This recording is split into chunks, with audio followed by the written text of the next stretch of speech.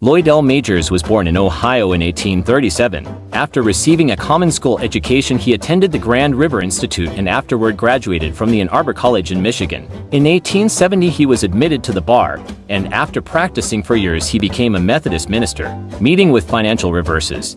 He came to California, taking up his home in Los Gatos in 1880, where he opened a saloon. The resort was conducted in an orderly manner and Majors became quite popular in the town. He was elected foreman of a lodge of United Workmen and was at one time appointed Grand Marshal of the 4th of July procession. On another occasion, the clergy, the Citizens Committee unanimously agreed upon him as the proper person to deliver the Garfield Memorial Address. Majors did not appear to be adapted to the saloon business and he was in a bad way financially. Finally, his saloon burned down. At first, this was looked upon as a misfortune, but it was subsequently learned that he carried a very heavy insurance. Almost immediately after he received his insurance money, Majors began the construction of a 4-room hotel. When he had completed the saloon part of the building, work ceased and Majors attempted to raise sufficient money to enable him to proceed. Shortly afterward, in February 1883, he announced that Joseph Jewell, a painter who had recently arrived in Los Gatos, had become a habitué of Majors' saloon, had entered into partnership with him.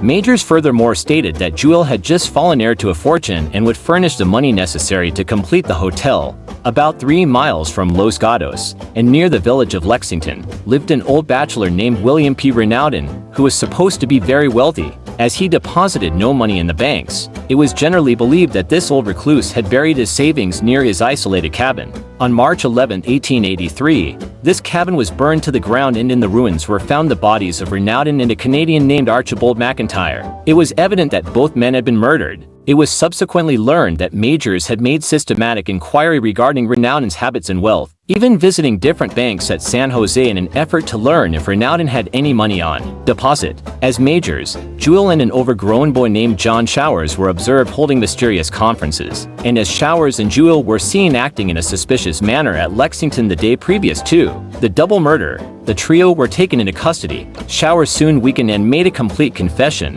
which was substantially as follows. Jewell approached me several days before the murder and told me that it was definitely known that old man Renaudin had a lot of money secreted in or near the cabin, and Jewell suggested that we go to the cabin some night and threatened to kill him if he did not tell where it was concealed. A week before the murder, Lloyd Majors drove Jewell to the cabin for the purpose of looking over the ground, and they had dinner with the old man. On the night of March 10th, I met Jewell and we walked to Lexington, where we spent the night in a deserted cabin, drinking whiskey. We also spent the greater portion of the next day in this cabin, but at night we proceeded to Renaudin's cabin.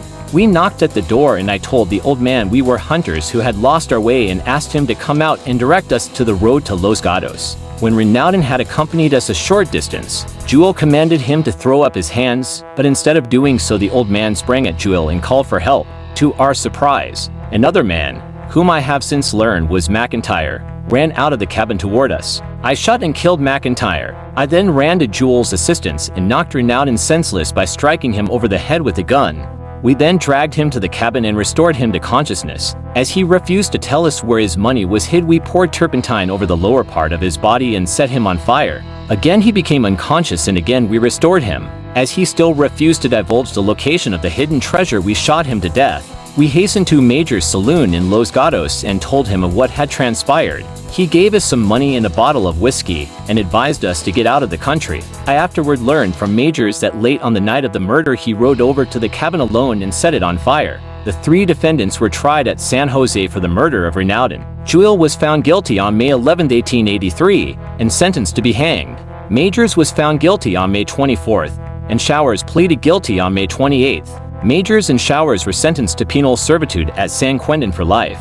The latter was used as a witness against Majors and Jewell. After Majors was sent to San Quentin prison, Jewell made a confession which fully corroborated Showers' statement. He furthermore added that it was part of the conspiracy entered into between Majors and himself that Jewell would kill Showers after finishing the old man, and place the bodies in such a position as to make it appear that they had killed each other. But the unexpected appearance of McIntyre upset this plan. This confession, voluntarily made by a man within the shadow of the gallows, convinced the authorities that Majors was a chief conspirator and originator of the plot and should also hang. On July 23, 17 days after Majors had been sent to state prison, the grand jury indicted him for the murder of McIntyre and the prisoner was returned to San Jose for trial. The date for Jules' execution had been set for July 27, 1883, but it was postponed until November 30th to enable him to testify against Majors. The latter was granted a change of venue and his trial began in Oakland on October 31st. On November 16th, he was found guilty and sentenced to be hanged.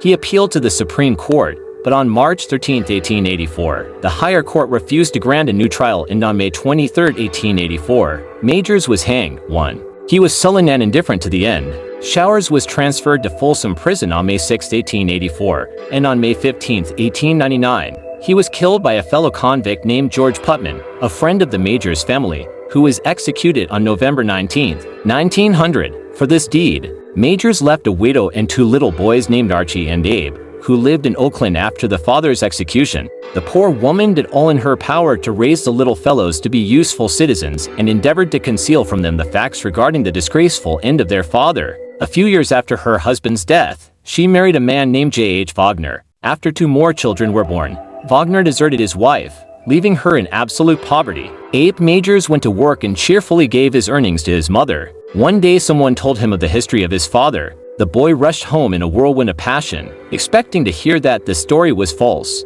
The heartbroken mother admitted it was true, and the boy left home at once, leaving his destitute mother to seek relief from the Humane Society. Abe finally returned to Oakland, and he and his brother Archie spent much of their time at the home of Bert Willimore, a boy who lived with his mother at 1264 Webster Street. During the month of January and early part of February 1896, a series of burglaries was committed in Oakland, Alameda, and Berkeley. In 3 weeks, 35 burglaries were committed, and in some instances safes were blown open. The skillful and successful manner in which these bold cracksmen were plying their nefarious vocation convinced the authorities that the work was being done by experienced Eastern crooks. At 5:30 a.m., February 6, 1896, officers in Powers, George Kite and James Doolan were standing at the corner of 5th and Washington Streets, Oakland, when the boys approached. As the officers had become suspicious of almost everyone, it was suggested that these boys be searched, but Officer Kite laughed at the idea and said, "They're only a couple of newsboys." The other officers insisted, however, and they were rewarded by finding a coil of fuse and several burglars' instruments. The boys also carried large revolvers, which they afterwards stated would have been used on the arresting officers if an opportunity had presented itself. When first arrested, Bert Wilmore gave his right name, but the other boy said his name was Ralph Ford. That afternoon, Sheriff White positively identified the other lad as Abe Majors, who by a singular coincidence occupied the same cell in which his father was confined years before. The boys then made a complete confession, wherein they related, with the utmost nonchalance, the complete details of all the burglaries they had committed during the preceding 3 weeks. To corroborate their statement, they led the officers to the Wilmore home, where they had deposited their loot. They were charged with burglarizing the offices of Charles Butler, the grain merchant, and the Gerard Piano Company. Both boys were sentenced to serve 5 years on each charge, but were paroled on December 24, 1898. On that same day, C.C. Sullivan, who had served 17 years of a 50-year sentence for killing a wood chopper named William Shields in a saloon fight at Kingston, Fresno County, was also paroled. At 1 a.m., October 9, 1899, H.O. Tenney, who roomed over Gott's Jewelry Store at Park and Central Avenues, Alameda, heard a noise at the rear of the store and, looking out the window, saw the forms of 2 men in the backyard. Tenney quietly rushed out and notified Officer Hadley, who entered the yard in the rear of the store on a tour of inspection. He soon saw the burglars and several shots were fired by all concerned, but none were effective. The burglars escaped but were closely pursued by the officer and several citizens who were attracted by the shots. City Marshal Conrad also joined in the hunt, and as he approached a fence he saw one of the burglars. Both men opened fire simultaneously, but Conrad's aim was the surest and the result was that he killed his man instantly. A few moments later, the other burglar was found hiding behind some brush. He surrendered but gave an assumed name. The next day he was identified as C.C. Sullivan, a habitué of the Café Royal in San Francisco. Up to this time, Sullivan refused to divulge the name of his confederate, but when identified, he stated that the dead man was Bert Wilmore, and that Majors, Wilmore, and he were paroled on the same day. On the night of April 29, 1899, two highwaymen held up the town of Brigham, Utah, and after thoroughly terrorizing the citizens, they hastily committed several robberies and fled. Sheriff Gordon and a deputy gave chase and engaged the fugitives in a running fight, during which about 40 shots were fired, but no one was injured.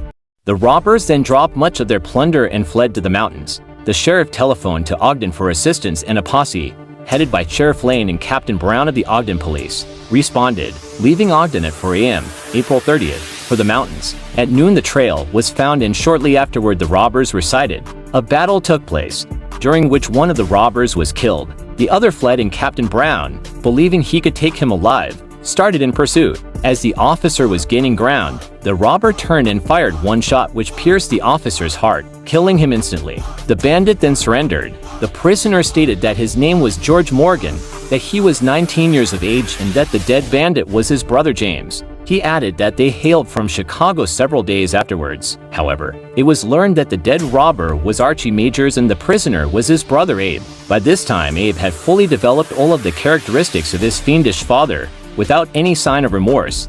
He discussed his past and apparently was absolutely indifferent as to his future. He was found guilty of the murder of Captain Brown and was sentenced to be shot on July 7, 1899. A stay was granted, and on August 14, 1899, he was granted a new trial, which resulted in his being convicted of murder in the second degree. On October 8, 1901, he was sentenced to life imprisonment at the state prison at Salt Lake, Utah. At 6:30 p.m. on October 9, 1903, guards Wilkins and Jacobs of this prison were engaged in locking up several of the convicts for the night when they were suddenly overpowered and unmercifully beaten with pistols, which had, in some mysterious manner, been smuggled into the jail. A general jailbreak was attempted, which was led by Abe Majors, Frank Drayton, a burglar serving 12 years, and James Lynch and Nick Howarth, who were awaiting execution for murder. A ladder was procured from the carpenter shop in the jail, and the convicts were in the act of scaling the prison wall when a general alarm was sounded. The two murderers awaiting execution escaped,